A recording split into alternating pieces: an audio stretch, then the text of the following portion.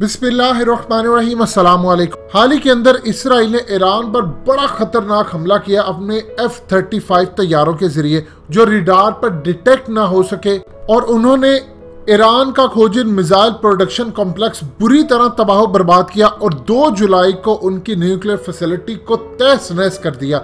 यहां तक बात रहती तो शायद कुछ हजम भी हो जाती। ईरान ने कहा कि वो तहकीक करे, लेकिन जब ईरान और चाइना की डील पूरी दुनिया के अंदर आई तो सबसे ज्यादा अगर किसी को तकलीफ हुई तो वो 2 ममालिक थे। इतनी तकलीफ तो शायद अमेरिका को भी नहीं हुई जितनी इंडिया और इसराइल को हुई, और इसराइल ने अब उसका जवाब देते हुए 7 ईरान के जो शिप हैं वो तबाह कर दिए, उनमें आग लग गई और ये बहुत बड़ा साइबर हमला हुआ है। मजीद डिस्कस करने से पहले इस वीडियो को लाइक करें, हकीकत टीवी को सब्सक्राइब करें और बेल आइकन पर जरूर क्लिक करें।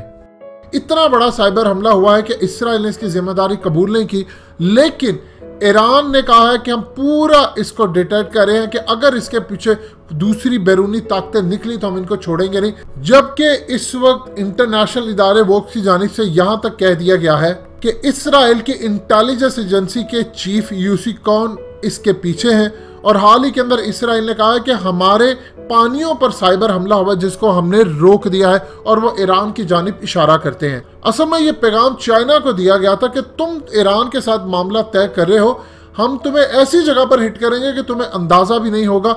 अब इस वक्त सूरत हाल ये पैदा हुई है कि जब डोनाल्ड ट्रंप आए तो इसराइल ने उनके साथ ये मुआहदा किया था कि सबसे पहले आकर जो आप ईरान के साथ डील हुई है न्यूक्लियर, उसको ख़त्म करेंगे।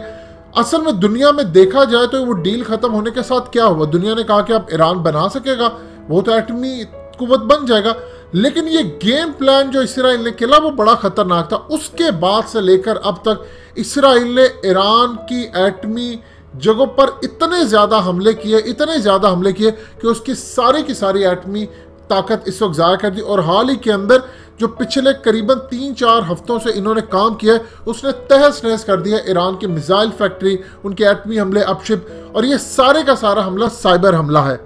असल में एक दफ़ा बुश ने कहा था कि उसने ईरान पर हमला करना है, उसने अपनी फौजें उतारनी है, तो उस वक्त CIA ने कहा था कि अगर आपने अब ईरान पर फौजें उतारी, क्योंकि पहले अफगानिस्तान में आ चुके हैं, इराक में आ चुके हैं, तो इस वक्त पूरी उम्मत खिलाफ हो जाएगी मुसलमानों की। वो कहेगी ये सिर्फ मुसलमानों पर चढ़ाई करे, और ये ना हो कि जिस आग को हम बुझाने की कोशिश करें, मुसलमानों को सुलाने की कोशिश करें, वो जाग जाए और उसके बाद हमारे लिए खतरा पैदा हो जाए। तो बुश ने कहा इसका हल क्या, उन्होंने कहा कि इसका हल ये है कि हम इस पर साइबर हमला करेंगे, लेकिन हम उसका वक्त तयन नहीं कर सकते। इनकी कैबिनेट ने भी कहा, उनके CIA के चीफ ने भी कहा, उनको रिपोर्ट पेश की गई कि उसके लिए हमें वक्त दरकार है। और हुआ यूं कि जब बुश चला गया, ओबामा का दौर आया, तो 2010 के अंदर ईरान की जितनी न्यूक्लियर फैसिलिटी थी उसको उड़ा दिया गया, और इतने खतरनाक तरीके से साइबर हमला हुआ कि जिसकी इंतहानी ईरान आज तक वो भूला नहीं। उसके बाद ईरान ने अमेरिका का एक ड्रोन हैक करके उतार लिया, और वो एक जवाब था। अब काफ़ी दफ़ा ये सूरत हाल होती हुई नजर आई, लेकिन हालिया जो हमले हैं ये इतने ज़्यादा खतरनाक हुए कि ईरान को समझ नहीं आ सकी। अरब ममालिक के ऊपर से तैयारे उड़ते हुए गए, F-35 वो डिटेक्ट ना हो सके, और अब 7 शिप ईरान के मुकम्मल तौर पर तबाह बर्बाद कर दिए गए। असल में सूरत हाल को ज़रा आप समझिए क्या चल रहा है इस वक्त। इसराइल में चल रही है ग्रेटर इसराइल की तैयारियाँ। इन्होंने ट्रंप के लिए भी यही कंडीशन रखी है कि हमें ईरान के जितनी भी एटमी ताकत और चीज़ें इनको ख़त्म करना है। देखिए पाकिस्तान क्या काम करता है, हम अपना कुछ भी मवाद, चाहे वो हमारा एटमी हो या दूसरा हो, हम नहीं डालते इंटरनेट के ऊपर, ना हमारे इदारे इंटरनेट यूज़ करते हैं जो कि सेंसिटिव एरियाज है।